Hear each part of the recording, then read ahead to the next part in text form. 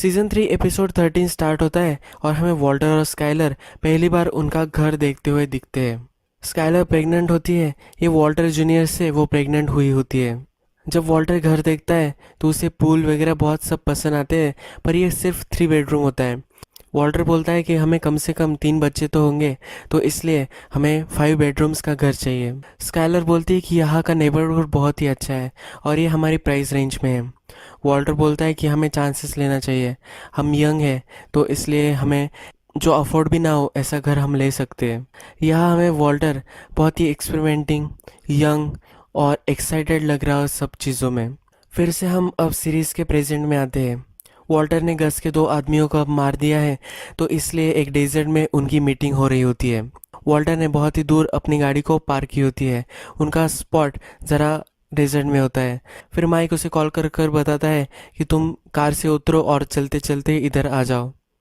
Walter बोलता है कि मेरे लाइफ का मुझे अश्योरेंस चाहिए। माइक बोलता है कि मैं तुम्हें अश्योर करता हूँ कि मैं तुम्हें यहाँ से भी मार सकता हूँ। फिर वॉल्टर चलने लग जाता है। गस गाड़ी से निकलता है और गस वॉल्टर से पूछता है कि क्या तुम्हारी बीमारी और भी बढ़ चुकी है, या तुम्हारा कैंसर और भी बढ़ चुका है। वॉल्टर बोलता है नहीं, ये सब ठीक है। गस बोलता है तो ये तुमने क्यों किया? कोई भी आदमी जो अपने राइट माइंड में है वो ऐसी चीज़ नहीं करेगा। वॉल्टर फिर उसे समझाने की कोशिश करता है और बोलता है कि तुम्हारे आदमियों ने एक बच्चे को मार दिया था और वो मेरे पार्टनर को भी मारने वाले थे, इसलिए मुझे ये कदम उठाना पड़ा। गस बोलता है कि ये मैं हैंडल कर सकता था। वॉल्टर बोलता है कि जेसी को लगा था कि तुमने ये ऑर्डर दिए होगे, यानी कि वो उसे अक्यूज़ कर रहा होता है। वॉल्टर बोलता है कि मैं उसे ओ करता था, अब उसके और मेरे बीच में कोई भी संबंध नहीं रहेंगे। वो उसे ये भी कहता है कि तुम्हें जेसी को छोड़ देना चाहिए। जेसी के पास इतने पैसे हैं, अगर वो हमेशा के लिए फिरता भी रहे फिर भी तुम्हें वो कभी नहीं मिलेगा। वॉल्टर फिर गस को उसके ऑप्शंस बताता है। वो बोलता है अगर तुम मुझे यही मार दोगे तो भी काम चल सकता है, पर फिर तुम्हें और एक केमिस्ट ढूंढना पड़ेगा और उस पर ट्रस्ट करने के लिए तुम्हें बहुत सारी मेहनत लगेगी। उसको ढूंढने में ही तुम्हें 5-6 महीने लग जाएंगे, और इतना वक्त अगर तुम ऑपरेशन को बंद रखोगे तो तुम्हारा बहुत सारा नुकसान होगा। और सेकंड ऑप्शन ये है कि हम सब ये भूल जाएंगे, जैसे को तुम भी जाने दोगे और मैं तुम्हारे लिए कुक करता रहूँगा और हमारी रिलेशनशिप सालों तक चल सकती है। गस को सेकंड ऑप्शन अच्छा लगता है और वो बोलता है कि तुम्हें पार्टनर की ज़रूरत पड़ेगी। इस बार वो उसका पार्टनर चूज़ करने वाला होता है। जब वॉल्टर फिर अपने लैब पर पहुंचता है तो उसे दिखता है कि वहाँ गेल आया हुआ होता है। गेल से वो हाथ मिलाता है और फिर वो कुकिंग करना स्टार्ट कर देते हैं। नेक्स्ट हमें दिखता है कि गस का जो वेयर हाउस होता है उसे कुछ लोगों ने हाईजैक किया हुआ होता है, तो इसलिए माइक वहाँ जाता है। माइक वहाँ जाकर सब लोगों को मार देता है। वहाँ हमें चाव दिखता है। चाव माइक का आदमी होता है। ये सब फिर माइक गस को जाकर रिपोर्ट करता है। माइक बोलता है कि वो कार्टेल के आदमी थे और हमारे केमिकल्स चुराने के लिए वो यहाँ आए थे। गस माइक से पूछता है कि पिंकपन क्या क्या हुआ, यानी कि जेसी का क्या हुआ। वॉल्टर बोलता है कि मैं इसे ढूंढ रहा हूँ। नेक्स्ट सीन में हमें दिखता है कि वॉल्टर और गेल दोनों अच्छे से कुक कर रहे होते हैं। पिछली बार गेल ने गलती की थी, इसलिए उसे निकाल दिया था, ऐसा गेल को लग रहा होता है। तो इसलिए अब वो वॉल्टर को बोलता है कि पिछली बार जो भी गलती हुई थी वो मैं फिर से नहीं करूँगा। तुम जैसा बोलोगे मैं वैसा ही काम करूँगा। नेक्स्ट सीन में हमें गेल का अटपटा सा घर दिखाया गया है। गेल कुकिंग वगैरह कर रहा होता है, एंजॉय कर रहा होता है। गस वहाँ आता है। फिर गस उसे बोलता है कि वॉल्टर जो है उसकी तबीयत ख़राब है, वो कैंसर से मर सकता है, तो इसलिए मुझे तुमसे बहुत ही उम्मीदें हैं, यानी कि वो उसे सीख लेने के लिए बोल रहा होता है। गस उसे बोलता है कि तुम्हें कितना टाइम लगेगा अच्छे से यह सब सीख लेने के लिए। गेल बोलता है कि 7-8 कुक्स तो मुझे लग जाएंगी मुझे पूरा मेथड जान लेने के लिए। गस फिर स्टॉप नहीं होता और उसे इंटिमिडेट करता रहता है। वो उसे बोलता है कि तुम्हें कम से कम कुक्स में ये सब सीख लेना है। फिर वो दोनों सिर्फ एक कुक में एग्रीमेंट फाइनल करते हैं, यानी कि अब वॉल्टर के पास सिर्फ एक ही कुक का टाइम है और फिर गस उसे मार देगा।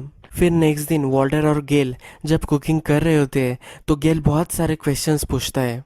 वॉल्टर को यहाँ ज़रा शक चला जाता है। नेक्स्ट सीन में हमें दिखता है कि सॉल के पास माइक आया हुआ होता है। उसे जेसी का पता पूछता है। सॉल बोलता है कि मैं तुम्हें नहीं दे सकता।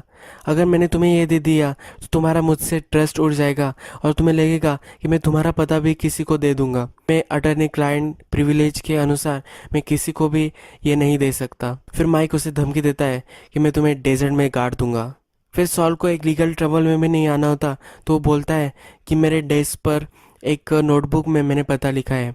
मैं अगर यहाँ से चला जाऊँ तो मुझे नहीं पता कि तुमने वो देखा या नहीं, और वो वहाँ से चला जाता है। माइक को वो पता मिल जाता है। नेक्स्ट सीन में हमें दिखता है कि सॉल वॉल्टर को लेजर टैग दिखाने आया हुआ होता है, पर ये एक कवर होता है। यहाँ एक्चुअल में जैसी छुपा होता है। जैसी वॉल्टर से पूछता है कि क्या सब ठीक चल रहा है। वॉल्टर बोलता है कि जब तक मैं कुक कर रहा हूँ तभी तक मैं सेफ हूँ, पर उन्होंने गेल को कॉन्ट्रैक्ट दिया है कि वो सब सीख ले। तो जब तक गेल सब सीख नहीं जाता, गेल को कॉन्फिडेंस नहीं आता, तब तक मैं जिंदा हूँ। वो जेसी को उसका पता ढूंढने के लिए बोलता है। अब वो गेल को मारना चाहता है, क्योंकि गेल को अगर सब पता चल गया तो उसकी नीड गस को नहीं रहेगी। जेसी बोलता है कि क्या दूसरा कोई ऑप्शन नहीं है। वो बोलता है कि तुम प्रोटेक्टिव कस्टडी में जा सकते हो, पुलिस के पास जा सकते हो, पर वॉल्टर फर्म होता है कि कुकिंग स्टॉप नहीं हो सकती, उसे कंटिन्यू कुक करना ही है। रात में वॉल्टर अपने घर में होता है और अपने बच्ची से खेल रहा होता है। तभी उसे जेसी का फ़ोन आ जाता है और वो उसे एड्रेस बता देता है। फिर वॉल्टर निकलता है। अब वो गेर को मारने के लिए जा रहा होता है, पर उसके घर के बाहर ही माइक और विक्टर आ जाते हैं। वो उसे गाड़ी में बैठने के लिए बोलते हैं। उसे फिर वो लॉन्ड्री पर लेकर जाते हैं। अब वो उसे मारने वाले होते हैं। वॉल्टर को पता चल जाता है और वो बोलता है कि तुम्हें ये करने की कोई भी ज़रूरत नहीं है।